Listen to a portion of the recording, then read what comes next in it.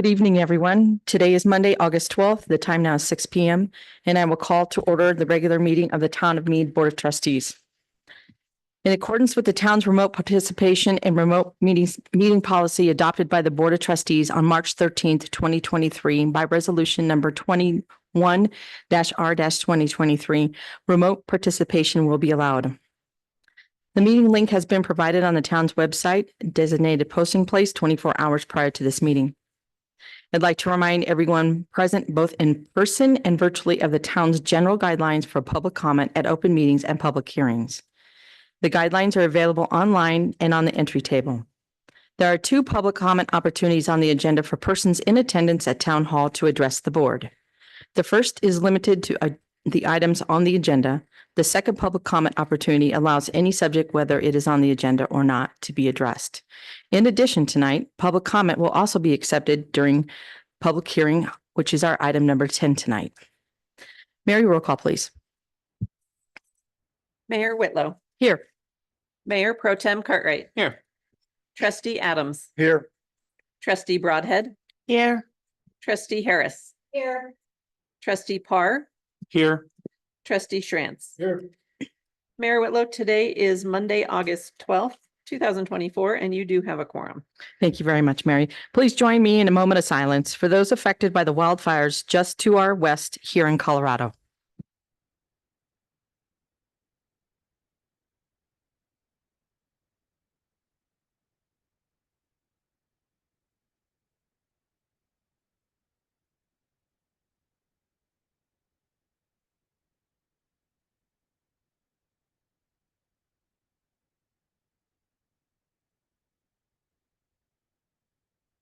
Thank you very much for your time. Please join me for the Pledge of Allegiance. Pledge allegiance to the flag of the United States of America and to the republic for which it stands, one nation, under God, indivisible, with liberty and justice for all. Thank you. Next is review and approve agenda. Is there a motion to approve the agenda as is? I make a motion to approve the agenda as is. Second. Okay. Roll call, please, Mary. Trustee Schrantz. Yes. Trustee Adams. Yes. Trustee Broadhead. Yes. Trustee Parr. Yes. Mayor Pro Tem Cartwright. Yes. Trustee Harris. Yes. Mayor Whitlow. Yes. Thank you. We have an agenda for this evening. Next is our staff report by our town manager. Ma'am, you have the floor. Thank you, Mayor. Trustees, you have my report. There are a couple of things I'd like to highlight. First of all, as you know, this week, our students go back to school. Chief Newbanks has let us know that there will be a high visibility of officers at the schools. This is important to know for a number of reasons, looking out for the kids and also looking out for, you don't want to get a ticket. So just be aware of that. Also, we are down to 3 crossing guards. We've been advertising for a couple weeks. So that's all that we have starting into the school year. So please be patient with that. Also, I'd just like to mention that we did finally get concurrence from FHWA, the Federal Highway Administration, and CDOT to finally go to add on our intersection project. I know many of you, we keep telling you how bad it's going to be when the construction starts, but we haven't started the construction because we did take federal money. So just so that you're aware of that, that should happen hopefully in the next couple weeks that we put that out to add. And then finally, if any of you are considering running for the board, just remember you need to have 10 valid signatures on your petition and it needs to be in by the 26th of August. And that's all I have. Questions or comments for Helen tonight? Trish. Could we reach out to like our seniors group, like Lorelei, reach out to them as crossing guards? I mean, that seems to be the majority of the people that do that are seniors that kind of are retired and have the daytimes available. I don't know, just a thought. Yes, as a matter of fact, Chief Newbanks is going to senior lunch and he's going to bring it up. We talked about that today. So.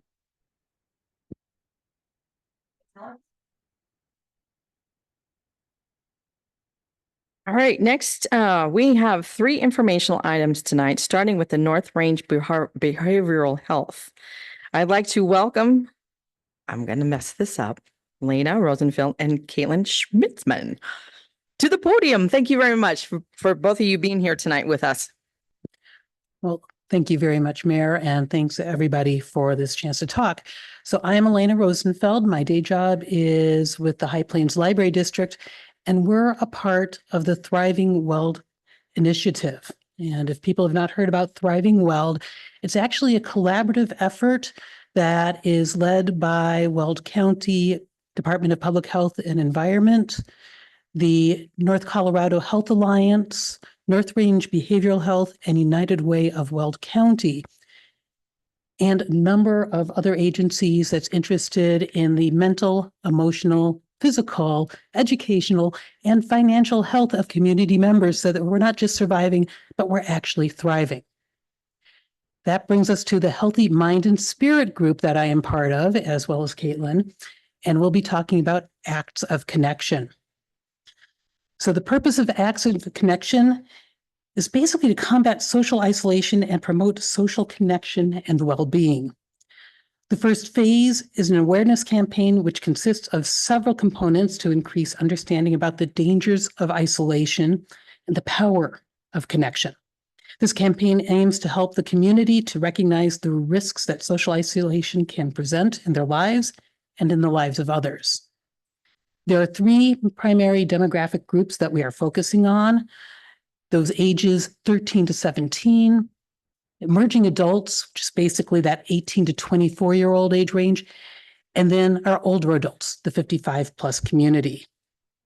And of course, here in Weld County. The timing is rather intriguing because we started this effort, I want to say in 2022. Does that sound right? Yeah. And in 2023, the Surgeon General actually made an advisory that addressed the impact of loneliness and social isolation on the health of Americans. This advisory acknowledged that loneliness is far more than just feeling bad. It harms the individual and societal health.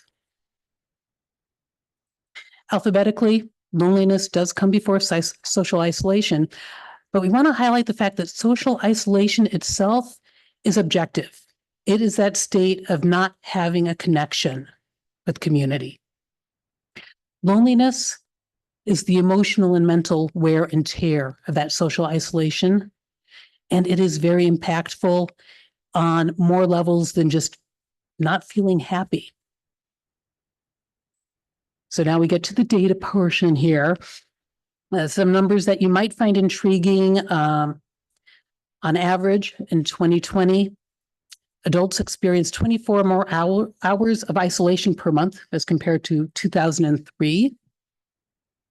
Young adults are experiencing the highest rates of loneliness, with 79% reporting feeling lonely in 2021. Not necessarily a surprise with COVID and how we all had to isolate. In 2022, only 39% of adults reported that they felt very connected to other people.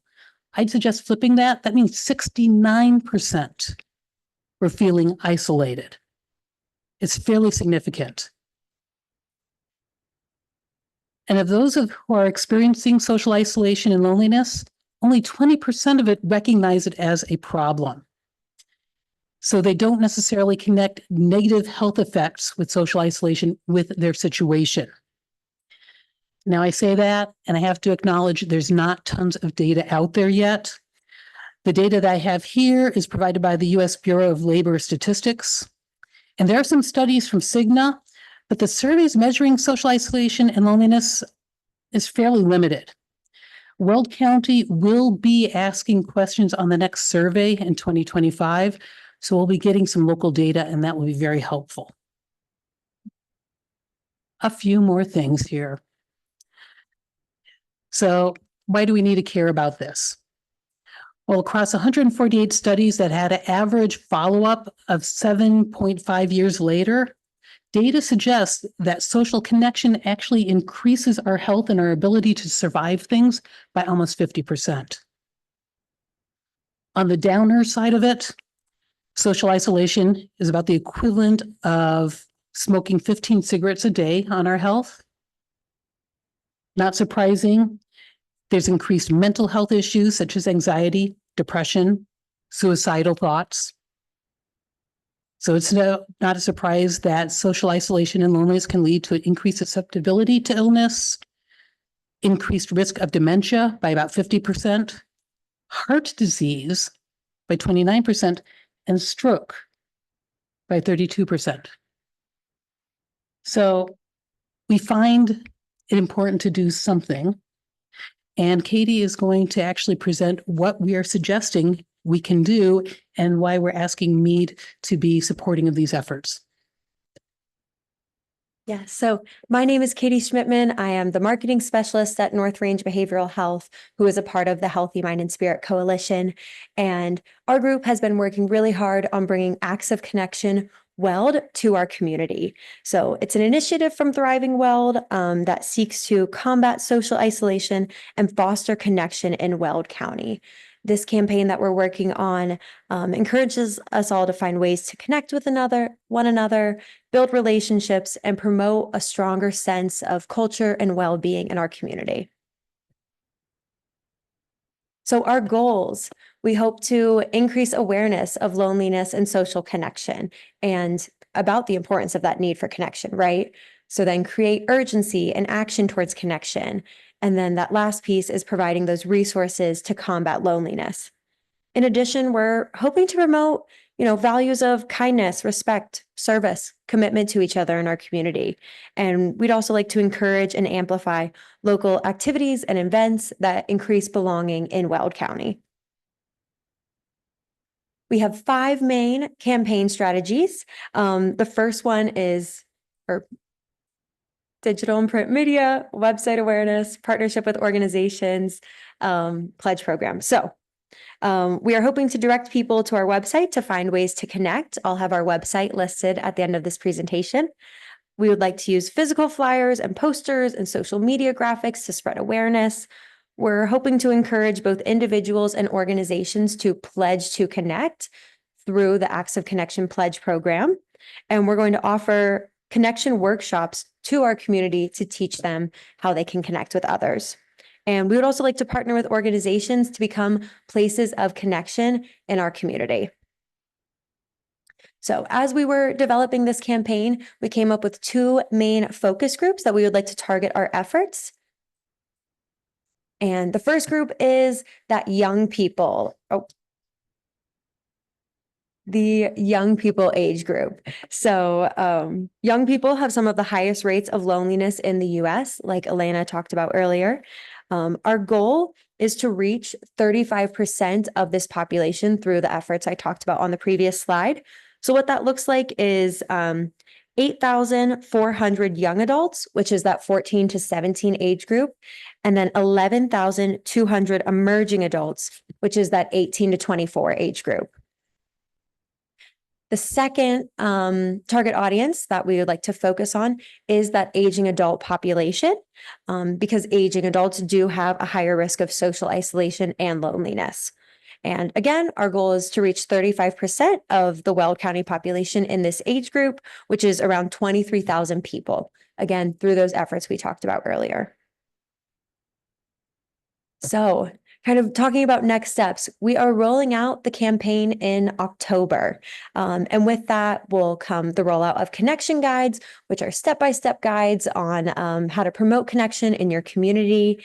We'll be doing a little bit of advertising, a lot of print around town and things like that. But in the meantime, it's really up to all of us to take a step towards connection. So this can start with, building those strong and meaningful relationships, looking for opportunities to connect with your neighbors, saying hi to people that you see on your morning walk. So it's important for us to step out of our comfort zone. Like, we know that can be kind of weird, right? But it's important to step out of that comfort zone to promote connection in our community. And so to learn more about this campaign, you can visit actsofconnectionweld.org. We'll have those connection guides live very soon, and that'll help you for ways to get started. And yeah, thanks for your time today. Does anyone have any questions? That's a lot. Yes. I know, I feel like I feel like we're gonna take off in an airplane. Thanks for air conditioning though. So Yes. anyway, questions or comments for Elena or Caitlin tonight? So when this is starting to evolve, can we get more information sent probably to our PIO or town clerk so that we could, engage more of the town of Mead Yes. going forward? So if we could at least get some more information as when it starts evolving during the program, that we could, get this information out to all of our residents. Yes, perfect. Okay. That would be great. Yes, we can send more information. My contact has been Lorelai. Yep, that's That works. perfect. Okay, Yep. wonderful. And yeah, we're starting our rollout. We have kind of different segments. So we'll be starting in like the Fort Lupton Platteville area Okay. and kind of rotating our way through the county. So we'll send more information when we're coming to Mead. Perfect. This was more of an FYI, here's what's coming. Perfect. Don't be far from us. So thank Okay. you very much for your time, both of you tonight. Thank you very much. And Thanks, yeah. drive safely home, especially through those roads like I-25 and that other stuff. All right. Again, thank you very much for the time that you've allowed for us tonight. Oh, goody. Next is our community engagement update by our recreation coordinator, Caitlin Newbanks. Ma'am, you have the floor. Thank you for being here. Thank you, Mayor. Hello, Board of Trustees, town staff, and town residents. I'm Caitlin Newbanks. I'm the recreation coordinator for the town, and I'm just going to be giving a community engagement department update for you tonight.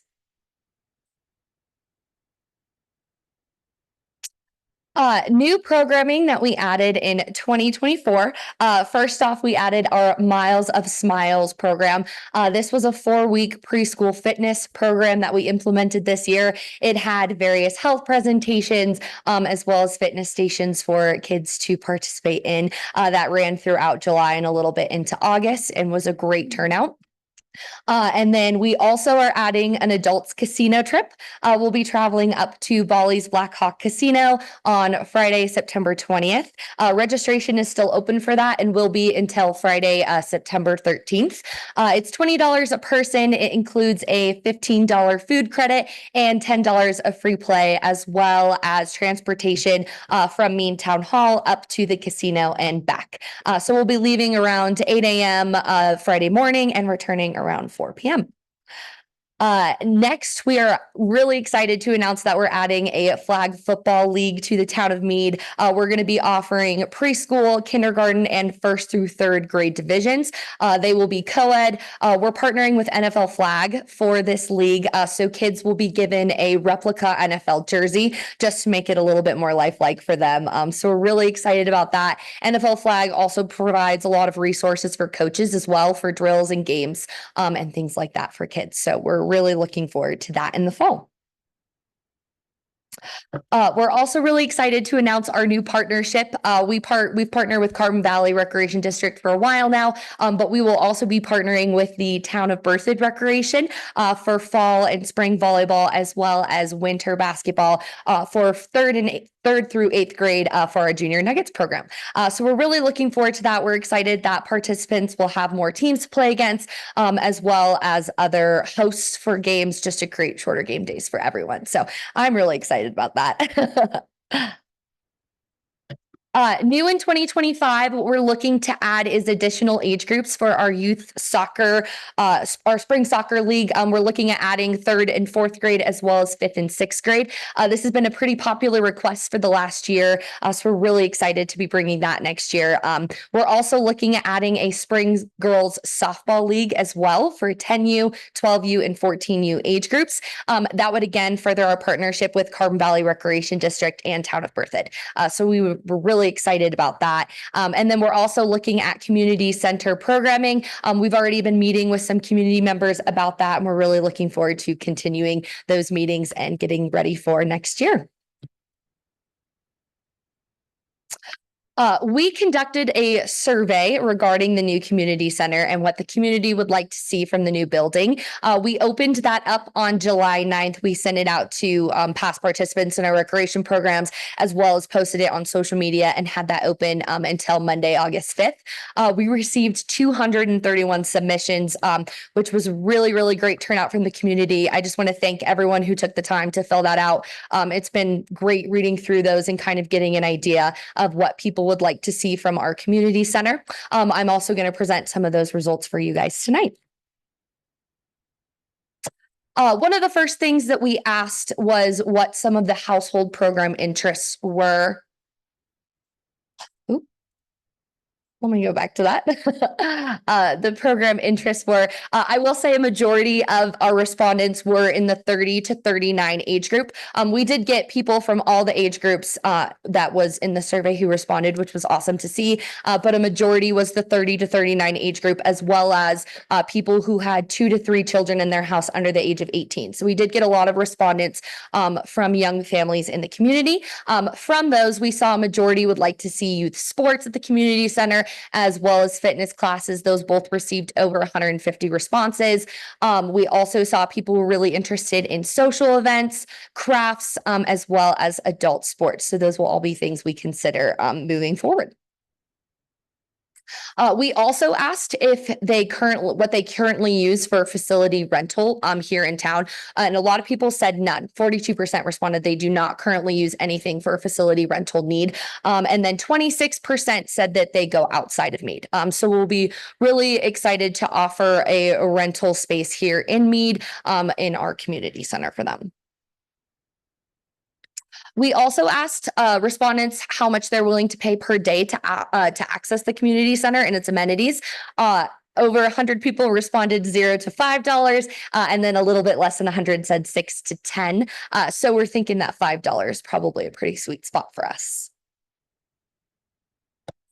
We also asked how they would prefer to pay for community center programs. 51% responded that they would prefer to do pay per day, pay per activity, or a drop-in fee. 40% said they were interested in a monthly or annual fee. So we might look into that and see if we can offer something, but we're definitely going to be offering that pay per activity or a drop-in fee for people. We asked if people felt they currently had a place for socialization in the town of Mead, and a vast majority said they do not. Over 150 people said they do not feel they have a place for socialization in the town. We're really excited to be offering that for people. I did notice a couple of the short answers. People really stressed that they wanted this to be a place for socialization, a place they could come and be a part of the community. So we're really looking forward to make this a space for people to meet new people, get integrated in the community, especially new families who've been moving in. We asked respondents to rate the following aspects for the future community center according to their importance. The green bar is very important. The blue bar is somewhat important. The gray bar is somewhat unimportant, and then the yellow bar is unimportant. A vast majority said that safe, secure, clean is very important to them, as well as the quality of the facility and affordable entry fee. So that's something we will definitely be making a priority. Our department will be for the next year and moving in there, making sure it's a safe, secure, clean place for people to come and visit. We also included a short answer response in the survey so people could respond exactly what they want to see in the community center. These are kind of the top 5 responses from that portion. The number 1 response was a water amenity that includes a pool, a splash pad, and then some people did just say any type of water amenity they were interested in. That received about 74 responses. The next highest response was fitness classes. This includes yoga, Zumba, silver sneakers, kind of those fitness classes that we can host in that gym area. That got about 44 responses. The third is drop-in classes. This was more of a vast majority of things people responded with, including crafts, CPR, baking, STEM classes, self-defense, music, dance, gymnastics, photography. That got about 32 responses. People are very interested in seeing a lot of different stuff at the community center. So those will all be things that we look into as we move forward.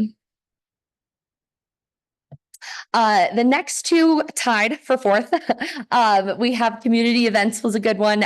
Craft and farmers markets, story times, movie nights that received about 13 responses. And then finally, after school programs, kids night out, or any form of childcare received about 13 responses. Any questions? Thanks, Caitlin. Yeah. Questions or comments?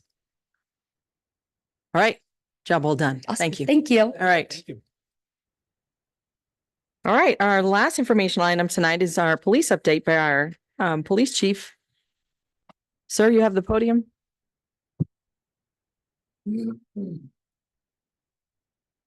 Thank you, Mayor, trustees. So tonight we wanted to present the videos that Slate put together for us. There's 5 of them. They're pretty short, but this will take about 15 minutes, I think. And then if you have any questions afterwards, but we're very pleased with the way this turned out. We feel like it really represents the department, not only where we've come from, where we're at today, but where we're looking to go in the future. And I think hopefully the community will get something out of those and hopefully come away well educated on where we're at and what we're trying to do. So thank you. Okay, so when we tested it, we had to show it we had to have Carla go in the back to show it. So she's going to start one for us. In just a sec. Are you going to say anything in between them, or do you want us to just go one after the other? Okay.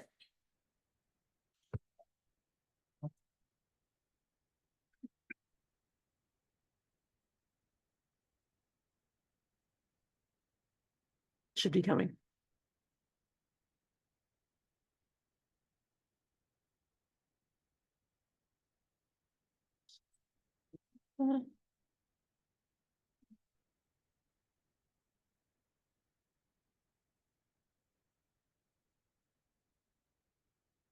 Yeah, talk about anything else until we can While get. she's pulling that up, I'll just say that we've been monitoring the traffic issues out on I-25 and how that's impacting us locally. I think we made some real progress. Helen and I agree that when they moved that transition as you go southbound coming into Mead, moved it back north a little bit so it ends prior to cresting the hill, seems to really have made a difference. We've had fewer crashes around the 247 southbound. However, today was not good. It was a real rough day for us. I don't know what was going on. It was all northbound, but we will continue, I'm sure, to have issues as they start working and doing different things in different areas. They've started closing some of the on and off ramps sporadically due to the bridge replacements. So there's a lot of that going on, a lot of activity out there, and we continue to monitor it and do the best we can to create safe environment so people aren't crashing, but we will continue to get tested, I'm sure, as the project continues, and I'll continue to bring you updates on that. But we were looking at the numbers earlier today, and the numbers for this month are tending about a 30% or more decrease in the number of crashes that we have. So we're happy with that. Obviously, we'd like it to be lower yet, but once it got up above 90 in that last month, that was way too many. So we're hoping that it's under 60 this month, but we'll see. So keep you updated. Thank you.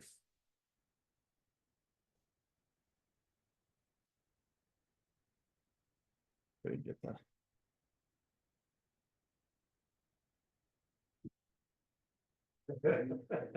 Everybody's good.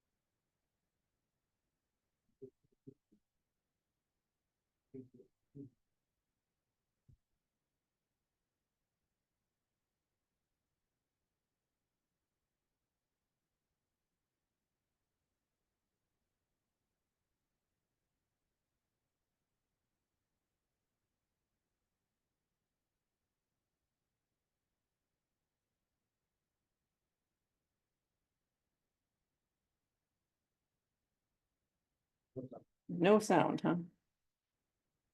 We're gonna try one more.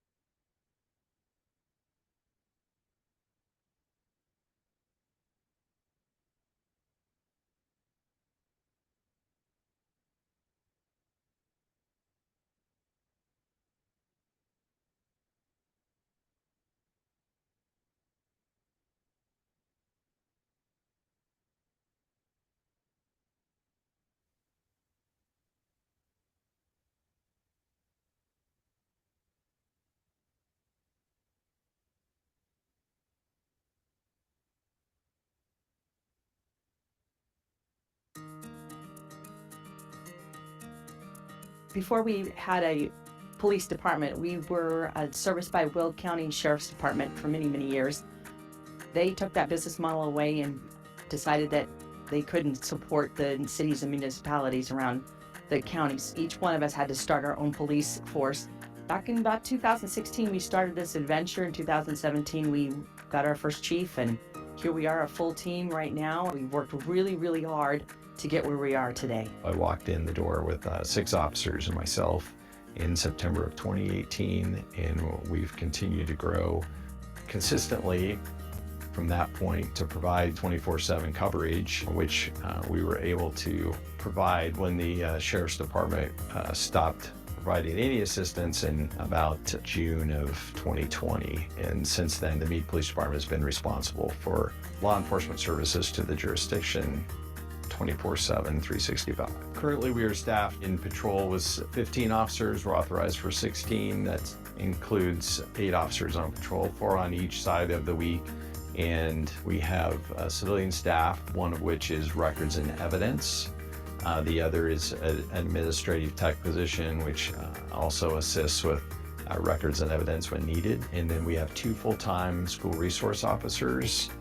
Those officers work in the Mead schools. In the administrative staff, there's myself as the chief of police and Commander Smith, and 2 sergeants that cover not only patrol, but also investigations work and school resource officers as needed. As the Mead Police Department, we cover over 125 miles of roadway, 13 square miles in the jurisdiction that's currently annexed, a little over 2,300 housing units, and a population of a little over 6,600. The jurisdiction encompasses 6 miles of I-25 and more than that of Highway 66. Our mission every day is to go out and positively impact our residents and just make Mead a safer, more favorable place, not only to live, but to work in, to travel through. We strive to always be present, not only in each and every neighborhood throughout the town, but also at community events. And we find that those are opportune times to make connections with our residents and to really build a level of trust that we will continue to rely on. My desire for the town of Mead would be that we are able to keep up with the growth as it occurs, regardless of whether that occurs quickly or slowly. We know there's going to be growth. What we can't anticipate is really the rate of how quickly that grows. And so as a police department, we want to be able to provide a high level of service to this community, regardless of how quickly that's all developing. To meet the growing needs of our town, the town board is considering sales and a use tax measure this November that would help fund community policing initiatives. Share your thoughts and ask questions at info@townofmead.org.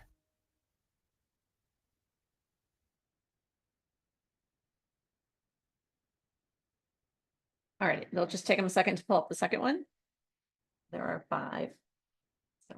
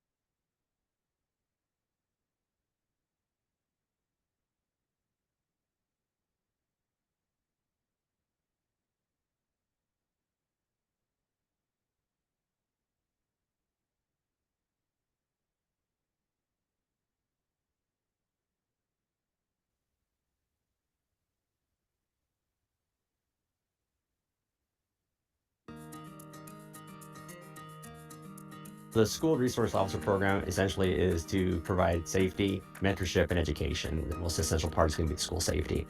With the school safety component, the goal is obviously to integrate with them and build partnerships, basically work alongside the school district. A typical day, just go in, I do traffic control right in the beginning. I'll come in the parking lot, wander around, drive around, try to make myself known, just integrating and talking with students, building those friendships and things of that nature. Unfortunately, with only the one SRO and the call lines in the schools, it makes it hard to get in the classrooms. Once I get done with that, I'll try and get some administrative stuff, sit in the front parking lot, make sure that I'm still visible so kids can see me.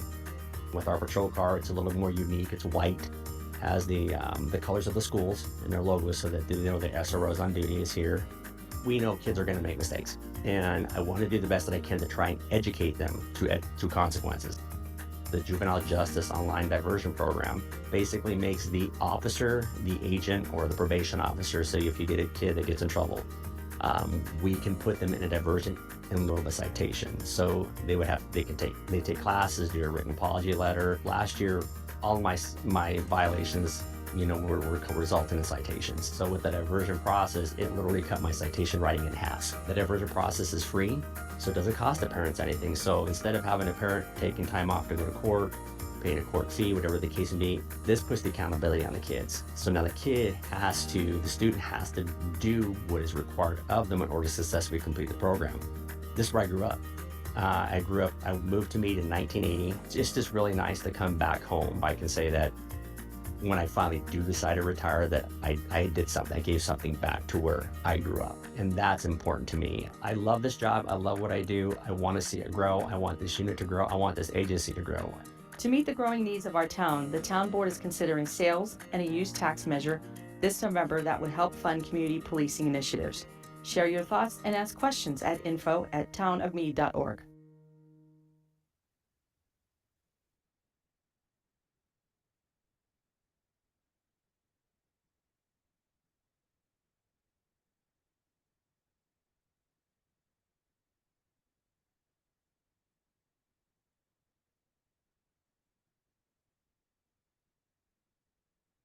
So that was SRO Salazar.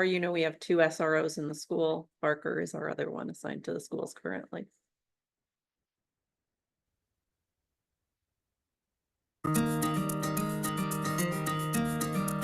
Our primary responsibilities on patrol is taking care of the residents of Mead, and that comes in many different forms. Sometimes we're responding to calls for service. Some of those can be large calls, some of them are small. So those come in throughout the day, and then in between our calls for service gives us time to be out in the community, cruising through our neighborhoods, talking with community members. We have lots of businesses too up on the Highway 66 and Interstate 25 interchange, several gas stations, antique mall, a brewery. So there's a multitude of businesses there, and they always appreciate when we stop by there too. As it currently sits, we're generally able to respond in an appropriate time to the calls for service that we get. But I think the residents appreciate that, and we certainly treat every call as a priority. We currently have 1 officer per shift. We have 4 shifts currently: the day, early swing, late swing, and night shift. One of the challenges that we have that keeps us on our toes and keeps us busy, we have a several mile stretch of Interstate 25 that runs through our community. And while State Patrol does assist with traffic accidents on there, and that's generally who will handle that, we're the ones who are still going to be generally responding first to those traffic accidents. We have numerous new developments that have been popping up, which is great, and it's great to welcome new people into our community. But it's always a challenge, just because every new house is another new set of people here that are depending on our service, which we'd obviously like to provide to them. The more that pop up, the busier the town gets, the more people are coming through town, and it's, you know, we can use all the support we can get. One of my favorite things about working for Mead Police Department is, despite the calls for service that we do get that do keep us busy, we're not so inundated by calls that we don't have time to be proactive, to spend time with the community and do things that are maybe outside the general purview of what a police officer does. So during my day, I'm encouraged to stop by the elementary and the middle school, the high school, talk to the kids, play with them at recess, chat with the teachers. I can do speed enforcement if I like. I can spend time in the neighborhoods.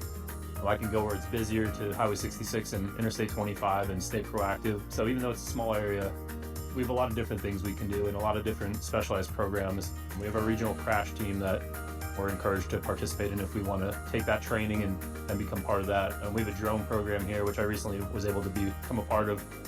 So for a small agency, that's a great resource. We have instructor positions. So despite being a small agency, we still have so many things that you can branch out and do. And really, it's only growing. It's only getting bigger. So the opportunities are only going to grow from here. The safety of our citizens and the quality of life is important to us. So being able to appropriately respond to that and assist them in whatever they're going through is our goal here. To meet the growing needs of our town, the town board is considering sales and a use tax measure this November that would help fund community policing initiatives. Share your thoughts and ask questions at info@townofmead.org.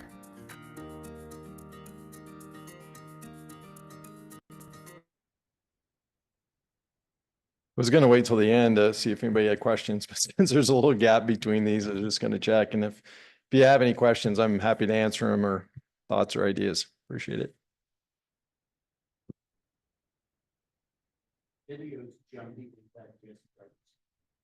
Yeah. It's the connection.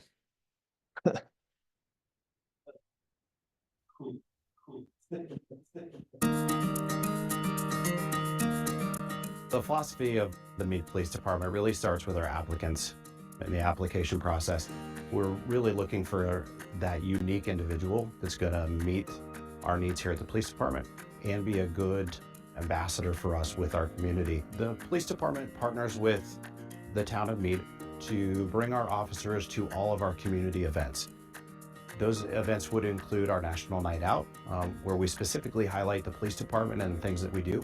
But we attend all of our concerts in the park, our movies in the park with all of our kids, our 4th of July bike parade, Easter egg hunt. We have a fishing derby. We try to get an officer to every one of those events, and even some that aren't sponsored by the town of Mead. The fall of this year will be our 2nd annual Citizens of Police Academy.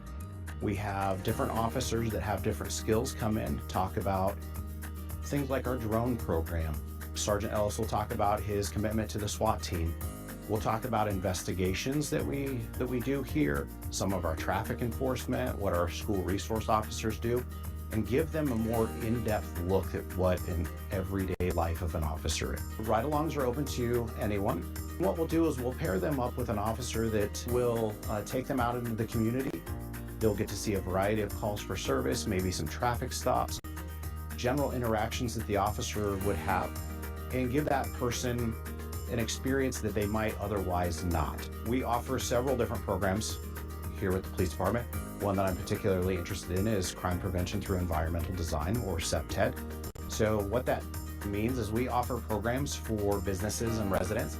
If they feel they have a particular crime problem or issue that they want to see addressed, I'll come to their home or their business We'll walk their site, we'll look at their lighting, their landscaping, and talk about different preventative methods that they might employ to curb some of the fear of the crime that they have, or potentially prevent crime from happening at all.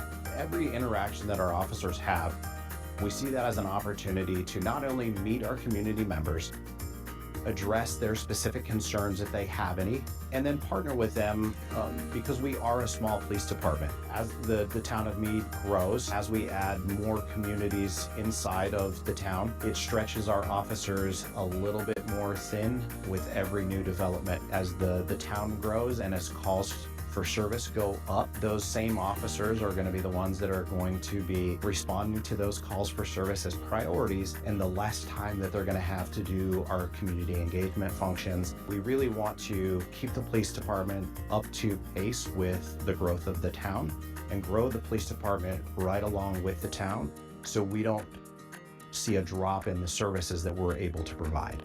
To meet the growing needs of our town, the town board is considering sales and a use tax measure this November that would help fund community policing initiatives. Share your thoughts and ask questions at info@townofmead.org.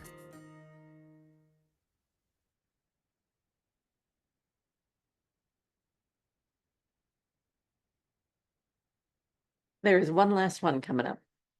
Yep.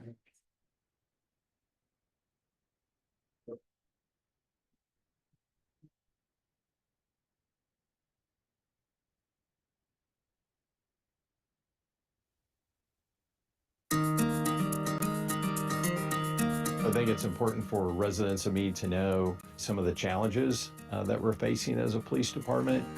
And some of the obvious ones are facilities and being able to not only provide the services that we would like to provide, but also to provide the training for our officers. Currently, we have no dedicated training space, even classroom space, as part of our police department.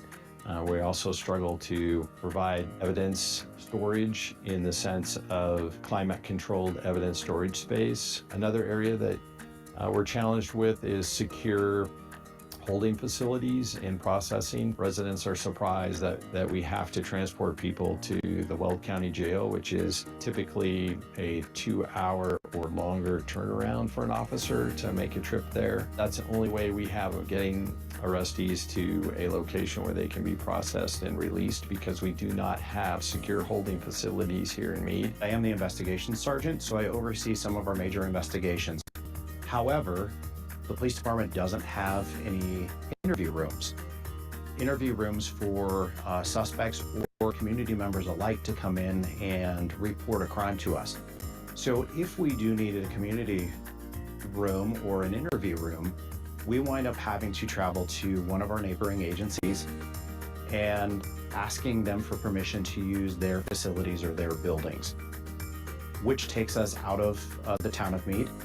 And ultimately, we're reliant on somebody else to provide that service for us. In a perfect world, we would have not only an interview room, but we would have a community room, potentially some holding cells where we can hold on to somebody and get those officers to be able to do a start to finish investigation in their own building. Currently, we've maxed out our office space. We simply can't add more staff because of the lack of space to put them. We have supervisors sharing an office currently. We have officers sharing facilities. That includes locker room space, cubicle space.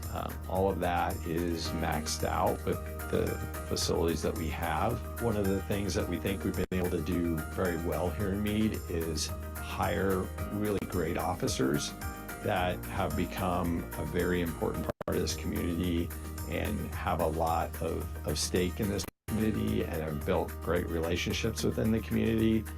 So one of the things that we want to do is retain those officers, and it's important to us to be able to provide them with the tools and equipment and facilities that they need to perform their job. To meet the growing needs of our town, the town board is considering sales and a use tax measure this November that would help fund community policing initiatives. Share your thoughts and ask questions at info@townofmead.org. There you go. Thank you very much. Appreciate your time. Any questions? I can answer. I just want to say thank you to Chief and his department, the staff who put this together, and of course, Slate Communication. So, I mean, it's been a couple months of doing this. So thank you very much for all of your work and for staff too, to put these two together. So thank you very much, Chief. Thank you for your support. I done. appreciate it. Well done. Thanks. All right. Next is our proclamation for tonight. It's the School Zone Safety Week of August 11th through the 17th. I've asked Trustee Schrantz to read the proclamation, and as students return to school this week, it's very important to remember the safety. Sir?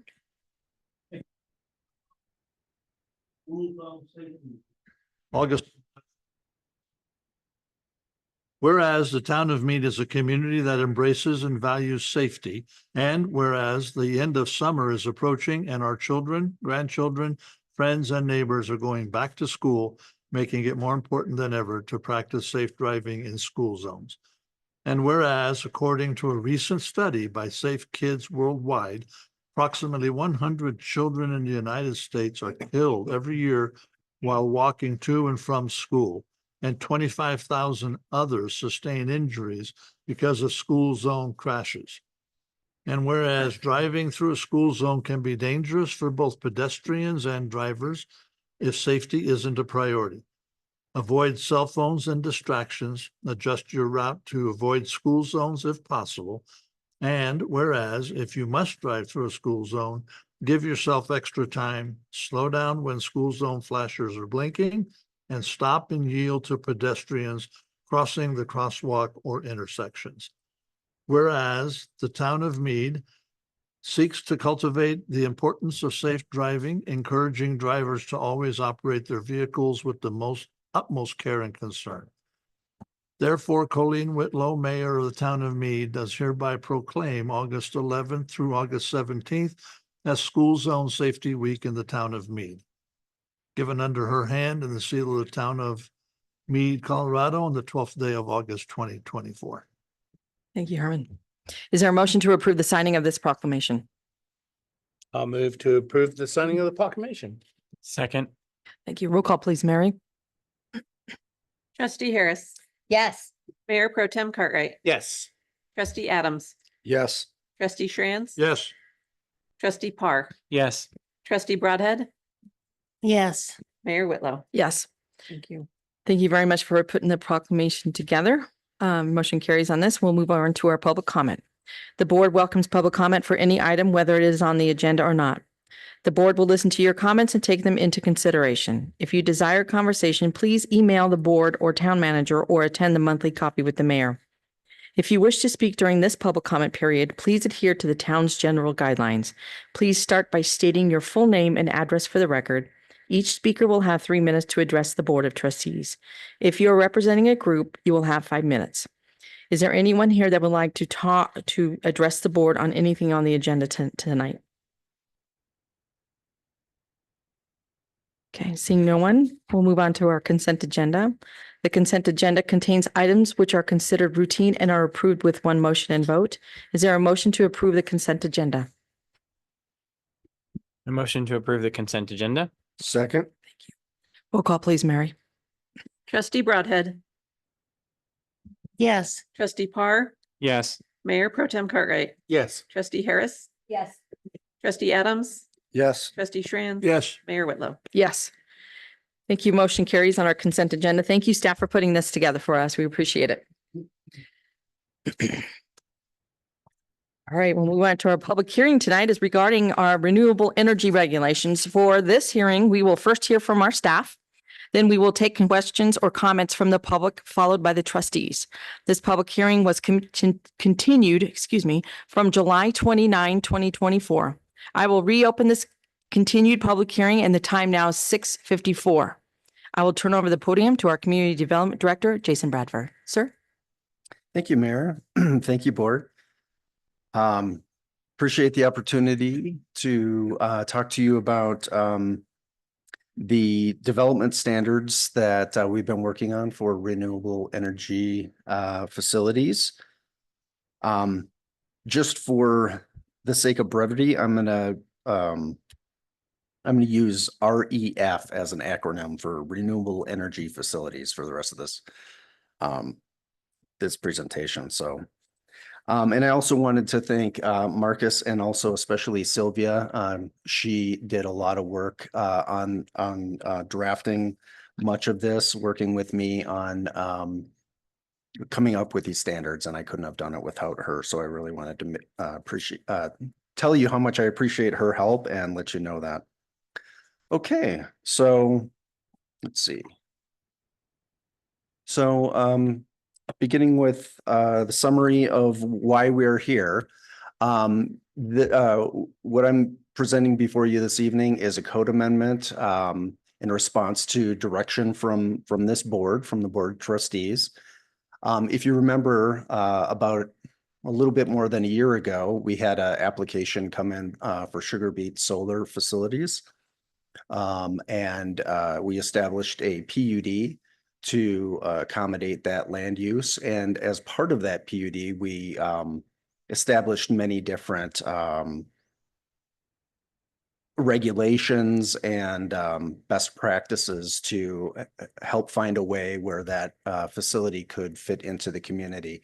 And so we used a lot of, well, actually, first, let me back up and say, if you remember, then we did a 12-month moratorium on renewable energy facilities because we didn't have any facility, REF facility regulations in place at the time in our code. And so the board placed a 12-month moratorium on REF facilities to give staff the time to create regulations that would help address some of the concerns and specific issues related to that land use.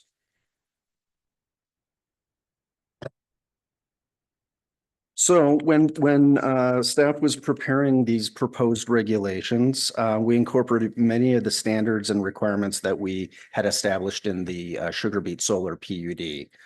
Some of those things specifically talk about setbacks, trail dedications, decommissioning plans, noise studies. Those were all things that we incorporated into that PUD that have that helped guide these new regulations that are being proposed before you this evening. Also, per your direction, we also took a look at Weld County's regulations. They had very good, very robust, comprehensive regulations that we used as sort of a jumping off point so that we could use some of the best practices that Weld County had come up with. And then obviously staff also consulted and researched other peer communities, industry publications, and other best practices. The Planning Commission held a public hearing on August 26th of this year to consider these regulations. And they heard those regulations and then also continued the public hearing to July 17th. And that continuation was established in order to provide staff the opportunity to look at incorporating regulations that would encourage the co-location of agricultural uses along with REF sites. And so at that July 17th Planning Commission meeting, the Planning Commission recommended to the board approval of the regulations that are before you.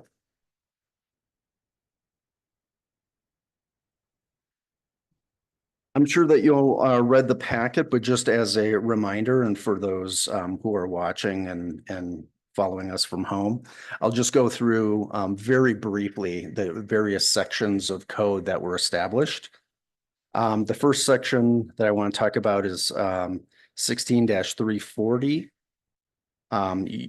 use regulation. So this is our table of uses is what I always call it. And that's the table of different uses and what zoning districts those uses are allowed in, where they're allowed by with a conditional use or where they're prohibited, not allowed. So we incorporated the various uses related to REFs in that table of uses. Section 16-3 -60 accessory uses. So, as you know, there are various scales of, renewable energy facilities. There are large facilities, like the Sugar Beet Solar one that is, a commercial application. But then there's also consumer scale, equipment such as rooftop, solar panels, or sometimes you'll see, wind turbines that are private, private use, and other similar, equipment. So the code allows for that equipment to be used at residential and commercial and industrial uses as an accessory use. So small wind turbines, rooftop panels, geothermal heating systems, those all can be done as an accessory use with a principal use.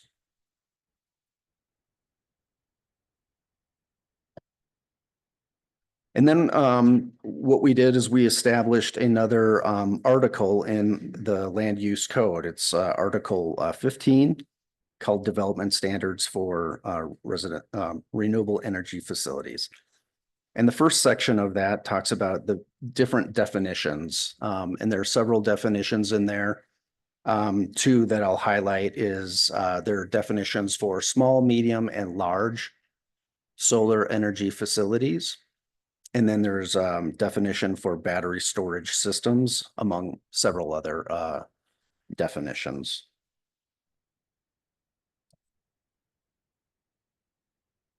The next section, applicable code provisions, establishes that REFs must comply with the permitting requirements for a site plan or conditional use applications as may be applicable in the various zone districts and various zone district standards, such as lighting and signage requirements.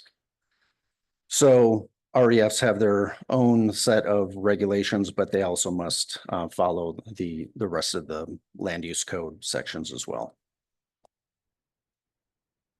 The next section is called Best Management Practices, and this section establishes that REFs should comply with the best management practices that are provided by the Colorado Division of Parks and Wildlife, if the town requires these practices as a condition of approval. So very often with wind turbines or solar facilities, the Division of Parks and Wildlife will have some best practices that they will suggest to maintain the safety of wildlife. And so this simply requires that if the town places that as a condition of approval, that the applicant will follow those proposed regulations. All right, the next section is called Additional Site Plan Application Requirements. So our existing code has several application requirements that are required of all site plan applications. And just because REFs are a unique land use, this section of code identifies additional application submittal requirements for these land uses. And that would include maintenance plan. How is the site going to be maintained? A noise study, a study of how these facilities might impact noise, decommissioning plan, the plan for how the facility will be decommissioned at the end of its lifespan, landscaping and fencing plan, and then a transportation impact study. So those are in addition to the normal site plan application requirements. And as with most site plans here in the town of Mead, most enter into a site plan agreement, and this section of code just simply requires that same process for REFs. And that site plan agreement will require the operator to enter into terms for the financial security of the decommissioning. So at the end of the lifespan of any of these facilities. There's a decommissioning plan, and the site plan agreement will require financial security to ensure that decommissioning occurs. Obviously, the addition of the decommissioning plan, and then also a phasing plan for utilities and other public infrastructure, water and sewer if that's required, roadway improvements if that's required, etc.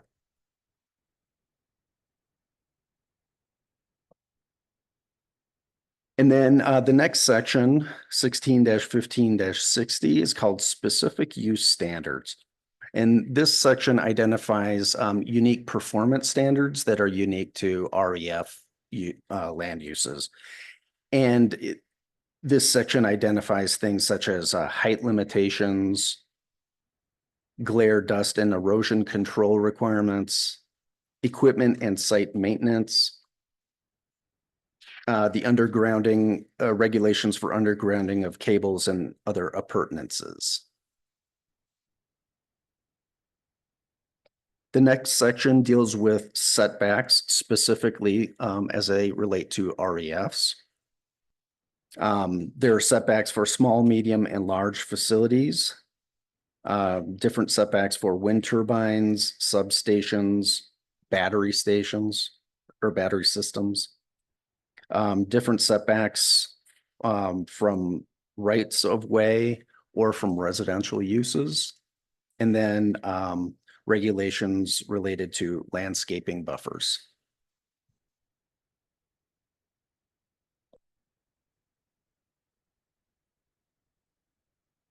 The next section just simply requires that REF facilities comply with applicable regulations. The next section, 16-15-90, deals with the dedication of trails. So very often on these sites, there might be in our trails master plan, a plan for a trail to go through along different corridors. And if a REF facility happens to be adjacent to or located surrounding one of these trail corridors, this section would simply require that the land use owner would dedicate adequate land for the dedication of trails. And finally, the last section, 16-15-100, talks about different landscaping and buffering requirements for REFs. And this section also allows for some reductions to those landscaping and buffering requirements when an REF site establishes the co-location of an agricultural land use, or when it dedicates land for the establishment of a regional trail. So all REFs will have a certain landscaping and buffering requirement. If that landowner has to dedicate land for a trail, this would just simply allow for a reduction in that landscaping buffering requirement. Or if the property owner co-locates some sort of an agricultural use along with the REF, it would also allow for some reductions in that standard landscaping and buffering requirement. So those are the regulations that were established. Those regulations are in your packets, so hopefully you had a chance to read through that. Whenever the town does a land use code amendment, the land use code establishes that there are 4 different criteria that at least one of the 4 criteria must be met in order to authorize a code amendment. And for brevity's sake, because it's included in your packets, I'll skip over that. But I will say that in staff's review of the code amendments that are proposed before you, staff believes that 3 of those 4 criteria have been met, including criteria number 2, which talks about the code amendment providing for changes in administrative practices as may be necessary to accommodate changing needs of the community. So this proliferation of REF facilities is something that's fairly new. And so this code amendment simply addresses that new, we're seeing more and more of this type of land use. And then criteria number 3, to accommodate innovations in land use and development practices that were not contemplated at the adoption of the land use code. So again, this land use REFs are something that were not necessarily contemplated when the land use code was established. And so this code amendment would address that gap. And then criteria number 4, to further implement the goals, objectives, the goals and objectives of the comprehensive plan. And so I'll talk about some of those objectives of the comprehensive plan that staff believes the proposed amendment before you helps to fulfill. Chapter 2, strategy 2A2 talks about the intent to update Mead's land use code for consistency with the county's streamlined regulations for development of wind, solar, and other renewable energies. So as I stated at the beginning of this presentation, we did use Weld County's existing regulations as sort of a jump off point, or as a source of inspiration for many of these regulations. In addition to that section, there are several goals and strategies from chapter 2, an expansive natural and agrarian setting. I'm not going to read through all of these. This is included in your packet, but basically this talks about the town establishing regulations for renewable energy facilities, providing for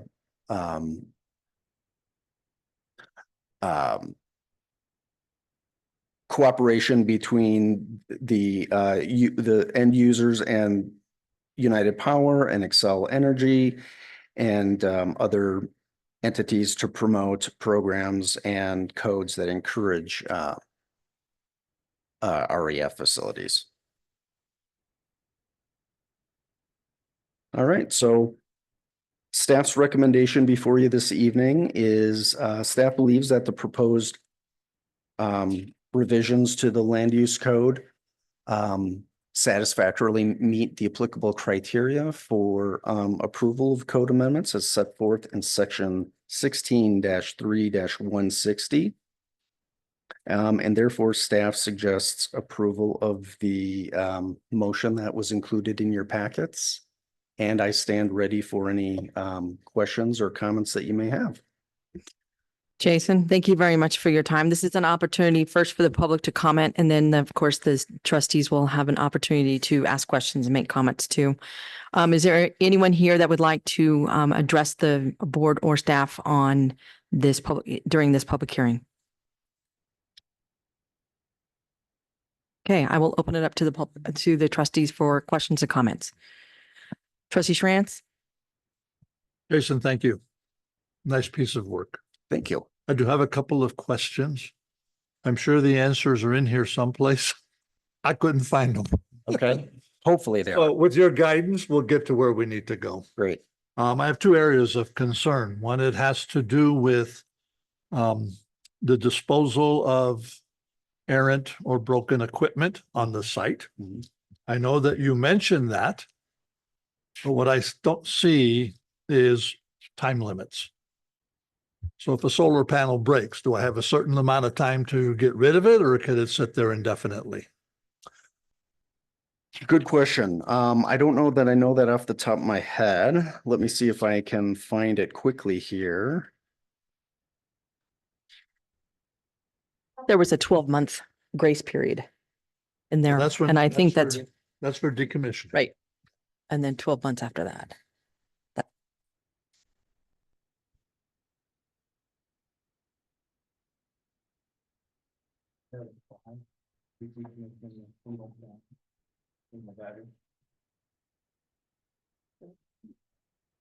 I, I think it's how it's interpreted. I don't read it that way. If that's what our intention is, I would suggest that we write it so that it's pretty clear about that.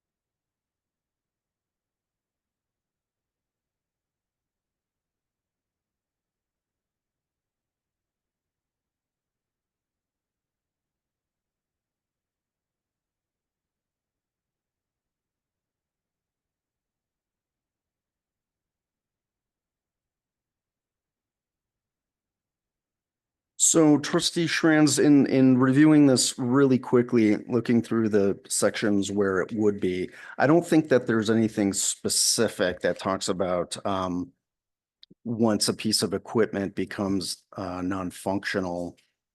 But I would be happy to bring this back at the next meeting or address it in the code. Okay, I think that's important. I don't know if the rest of the board or staff thinks it's important. I just have a concern about not having some sort of time limit to get things done. Kind of like an open checkbook.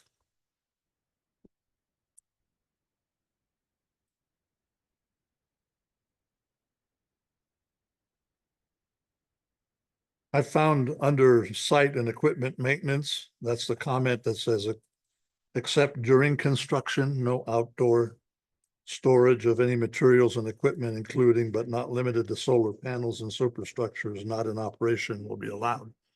That's the closest thing I got to an answer. Okay.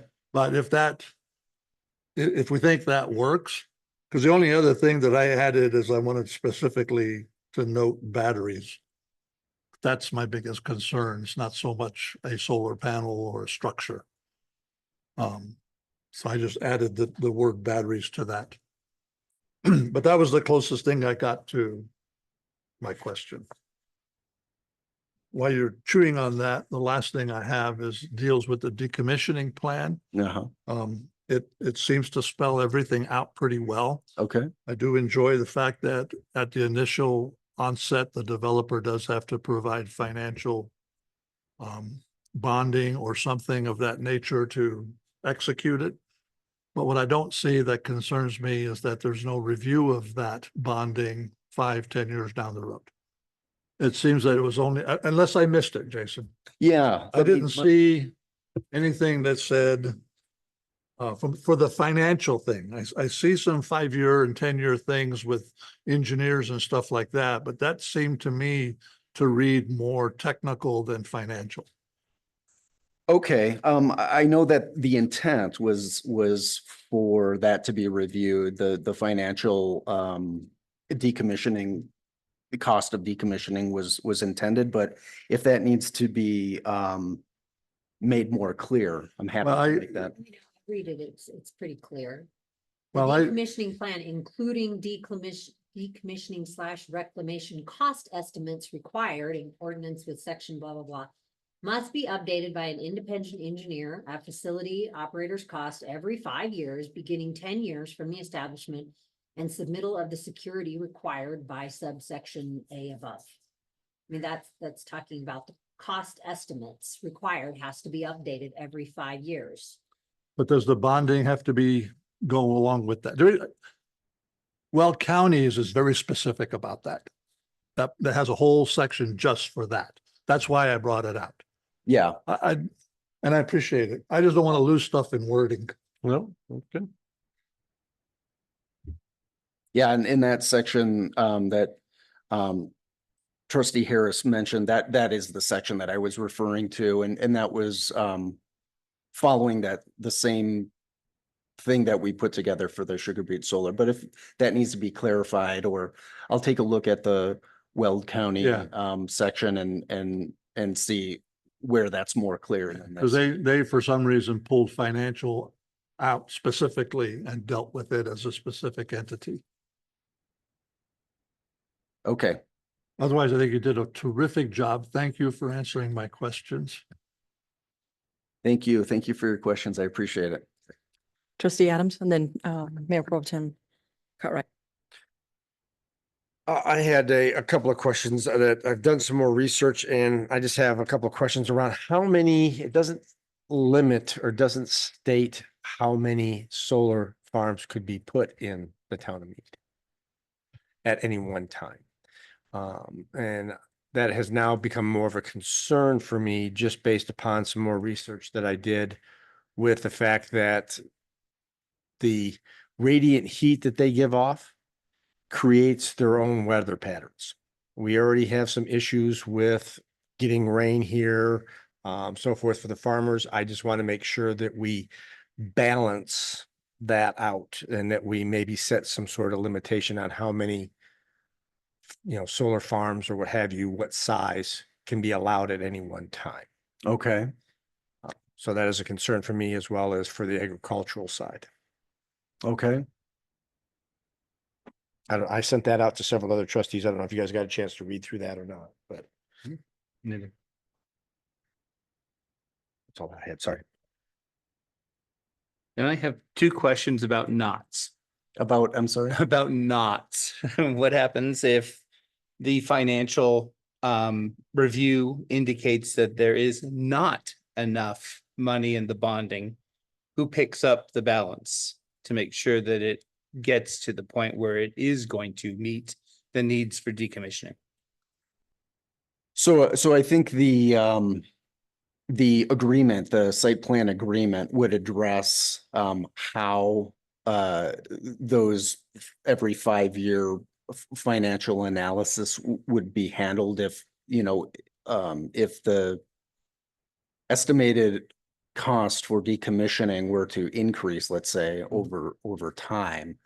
I think the site plan agreement would address how should we handle that situation. And obviously the property owner would need to amend the bond or the financial security to meet that amount. So I think maybe in what Herman was saying about the financial portion maybe being Pulling pulled that out. out. Make it more Perhaps we specific. should make sure that that is inserted to just to validate that we're not going to end up being the ones to pick up the balance. If there's nothing written, somebody has to do it, and it's probably going to end up being the town. And then my last concern is, what are the consequences and who is monitoring all of the requirements? And what happens if they aren't met and we don't know? So I think it would be staff's responsibility to make sure that all of these requirements are being met. And obviously the board has oversight and the town manager has oversight. So just like with any project that has requirements that are down the road, it's up to staff to make sure that we're keeping up with all of that. Is there additional funding going to be provided to be able to cover that? Because with a huge site like Sugar Beet, that could be a pretty expensive undertaking for long term. Would they be required to let staff on site to check the facility? Say if they've got a big battery room, right? And staff wanted to, I don't know, I have no idea. If they wanted to go in and verify that everything was running and operational and there weren't any leaks or anything else, would they have to let staff on site to inspect things? Just a curiosity question.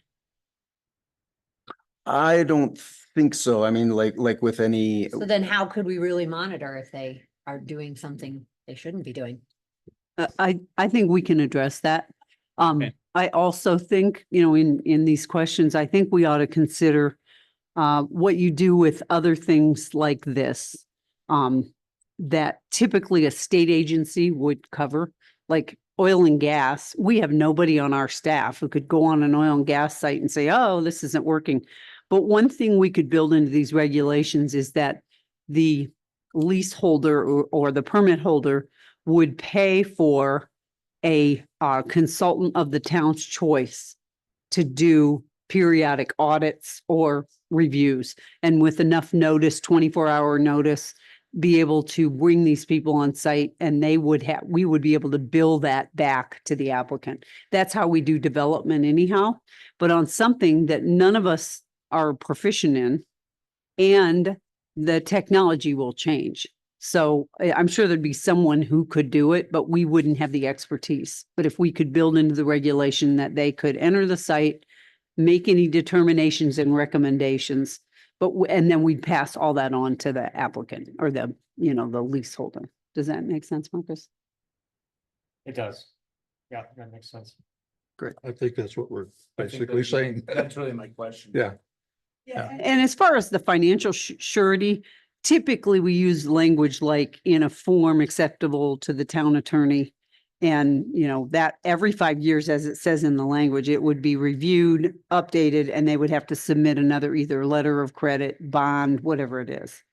Let's make sure that's. Yeah, clear. it's just, Yeah, and as the regulations are currently drafted, they're required to post that updated amount of collateral within 45 days following the date that independent review is completed. So there is a specific time frame that is already set forth. Herman, to your question earlier about getting rid of non-functioning equipment or making sure that the site is in good working order, we do have language in section 161560, which is on page 106 of your packet,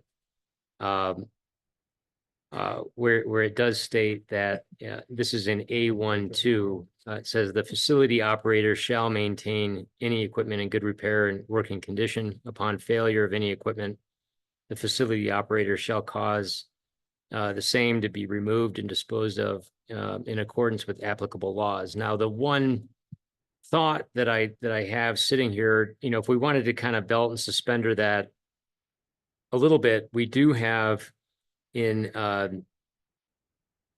section 161540 up above, which is on page 103 of your packet, we do require when a site plan application comes in, we require the applicant to provide a property maintenance plan for the town's review, and the plan shall include practices to control dust, weeds, stormwater runoff. What we could do is just simply insert a cross-reference there to that section 161560 down below, to say that the property maintenance plan also has to include kind of minimum timeframes within which non-functioning. or maybe even call out a time frame within 30 days or 60 days. Yeah, I mean, I think it's a pretty, I think that would be a fairly easy fix to make. I have one question regarding all this conversation. It's more of a how-to. These developers come in, and I'll use Sugar Beet's an example. They're going to develop the site and then they're going to sell it off. So they are the initial ones that we're working with. They're setting up all these agreements. We're doing all that stuff. And then it sells off. And how does that transfer or transition go to the new owner?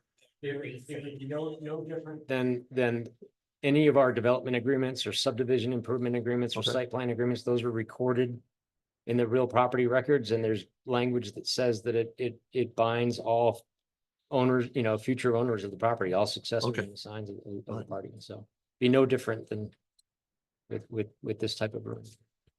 You have answered my questions and taken my concerns. Thank you. Great. Okay, it's my turn. Okay, I'm gonna ask a few easy ones and probably one hard one. So in one of your slides, you had that we had to abide by the Colorado Wildlife Division. Do they have to sign off before the development is final? So generally what happens is they're a referral agency, and staff will not approve the site plan until that agency is satisfied. Okay. And I'm not sure if this is for this conversation, but do residents pay for permits for solar panels? They do. Okay. Yes. Okay. Didn't know that. So next one would be, since every development that comes in to the town of Mead, we ask them to allocate a certain percentage for parks, 20%, 20, whatever we ask. In this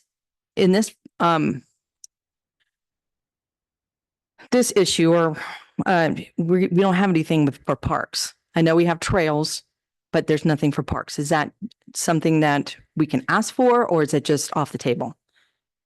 I don't necessarily want a park in the middle of a solar field, but I'm asking the question because this is what we're asking for all of our other developments to come in with a park or a pocket park or whatever. Yep.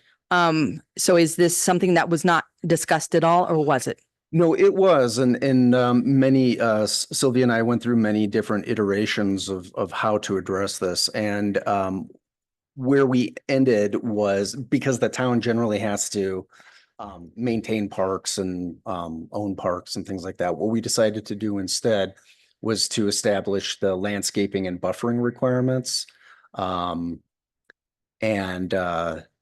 that would be in lieu of like a residential development that would be establishing or dedicating land for parks, because you have residents that are around the neighborhood that are using that park. In this instance, you don't have residents or anybody, but the landscaping and buffering requirements are a little bit more robust for this particular land use, for that very reason that we want to make sure that it's not just an industrial site without any landscaping or buffering.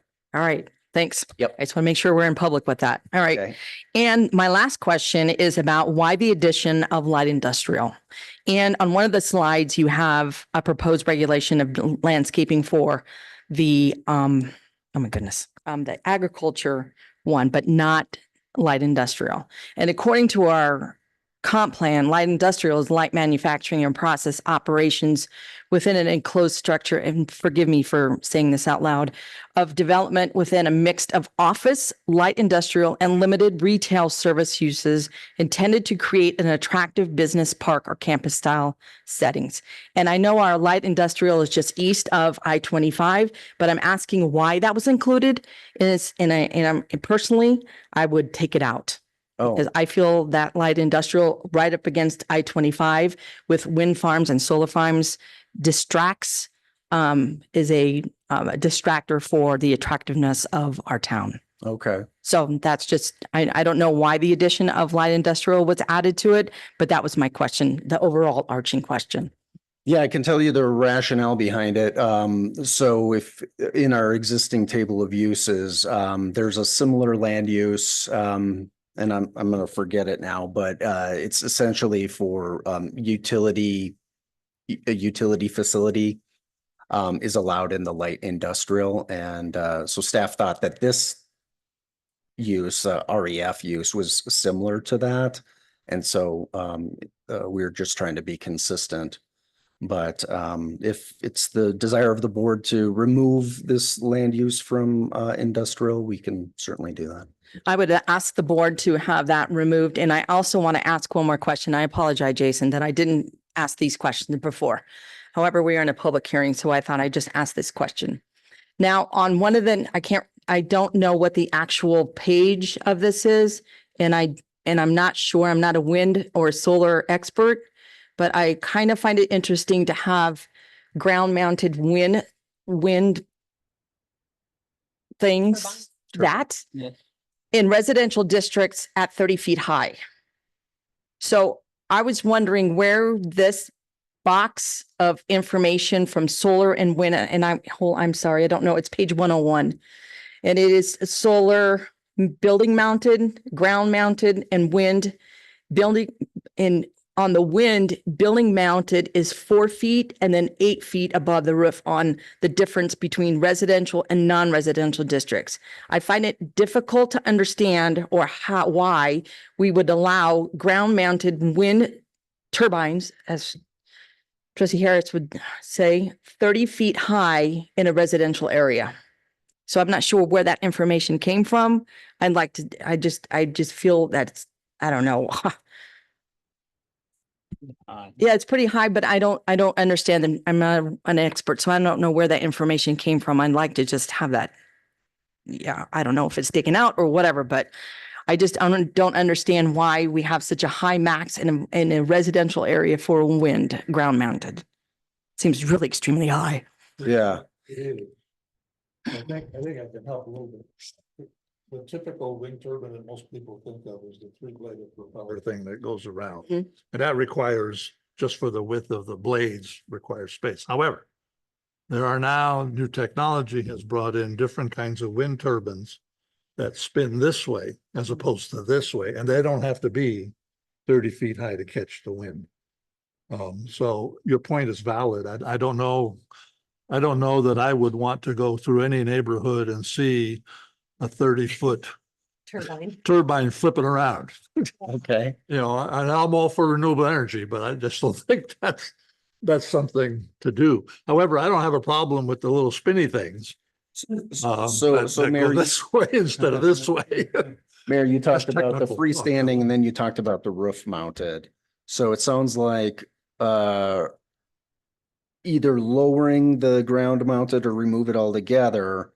And then for the roof mounted, that would be like Trustee Schranz talked about something that was attached to the roof that would. Yeah, I really take it that especially we're working on light industrial and ag in residential areas, ground mounted at 30 feet high, and then 40 feet high for non-residential. So I don't know where this information came from. I'd rather take it out or get more information. Maybe you could do more research on where this information came from. I don't know. I just don't know where in somebody's backyard we could put one, but I'm sure somebody in this town would put one. I think. Yeah. Don't tempt I know, somebody. I know, Somebody will. I know. But I'd ask the board for the light industrial to be taken out. Agreed. I think that the pink along our land use, and I know it's just a small amount, Jason. I feel that there's an opportunity that there may or may not be in the future. Okay. An applicant for that. So, I mean, I'm asking the board to have that taken out and I'm not sure how to do that by thumbs up or not. I don't know, Marcus, how that works legally. I think at this point, given that I think we've heard a couple of requests for some changes or modifications, I think that we can likely go back and make those revisions and then bring it back to the board at a future meeting with those changes made. One of those changes, if the board's in agreement or giving us direction on that, we could change the table of uses. Remove this as either an additional use or use by right in the light industrial zone district and kind of limit it to I think what I'm hearing is that you'd like to limit it to the agricultural. Yes. zone district. Yes. That'd be okay. Agreed. Jason, I mean, how much time do you think you want to have to kind of work with Sylvia? Yeah, I would say maybe a month. That would Okay. just give us time and maybe do a little bit of research too. I don't think the amendments that are being proposed would be all that difficult.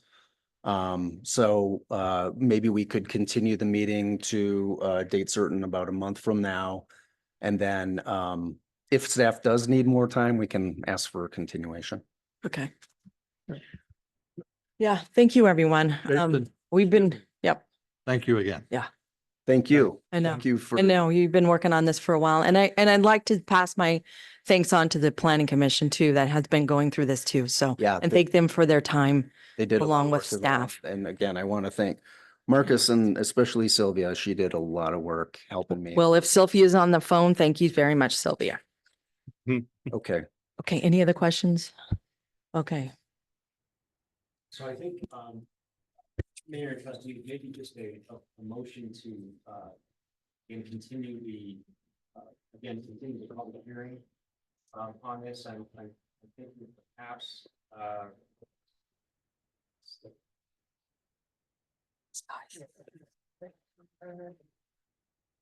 Jason, I think it would be the September 9th gives you enough time, or alternatively, we could continue it to September. Well, it actually would fall on the 30th, September which is the 30th. last Monday of September. Let's do September 30th. If the board's okay with that, then it'll just give us a little bit more time to work on it. They're not beating down your door. They're not, there are no, yeah. Okay, so would someone like to make that motion? Before we Sorry. do that. Okay. I just did a really quick lookup. There's wind turbines which spin. Uh-huh. What Herman is talking about are vertical axis wind, and they spin around a pole. The problem, and I just taking a quick look at this, you couldn't put a wind turbine spinning like this 4 feet above the roof because they're 40 inches high and they'd rip they'd be killing I everything. think the intent Like, was the vertical. so maybe we should restrict, maybe there's a restriction in there that we could say they're limited to vertical access or differentiate between vertical axis and wind. rotational. Yeah. Yeah, and I think that's exactly the type of stuff that I think staff will take a look at, and I think then having the additional time is a good idea. Yeah. So maybe the motion would be just to, continue the public hearing to September 30th at 6 PM here at Town Hall. And then that'll give community development and my office some additional time to look at these changes. So I appreciate that input. Thank you. I will move to continue this public hearing to September 30th, 6 PM here at Town Hall. Second.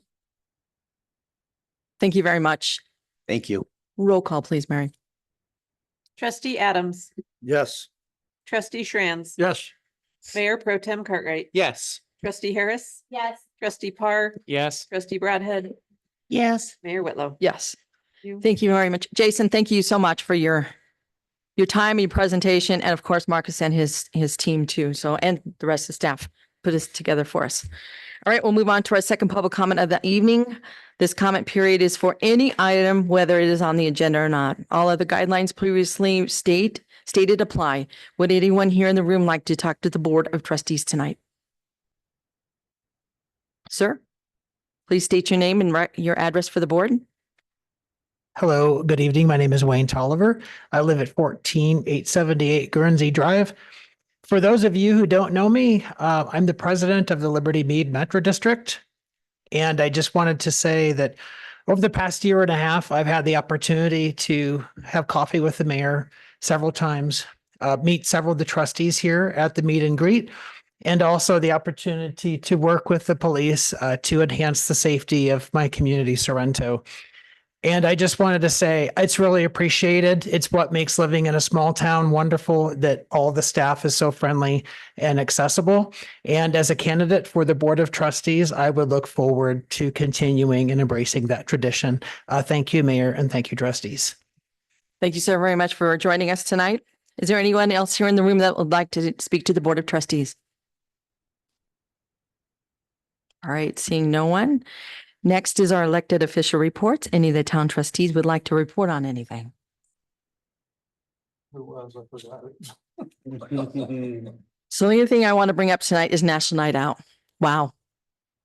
Wow. Awesome weather, great participation, great community support. The band was the best we've ever had. So thank you very much, Lorelei, and your department for setting that up. Thank you to the police department for being always the good steward on the nights that we have our events. Staff, thank you very much for everything that you do for us. And I would like to have a motion to adjourn this evening. So moved. Second.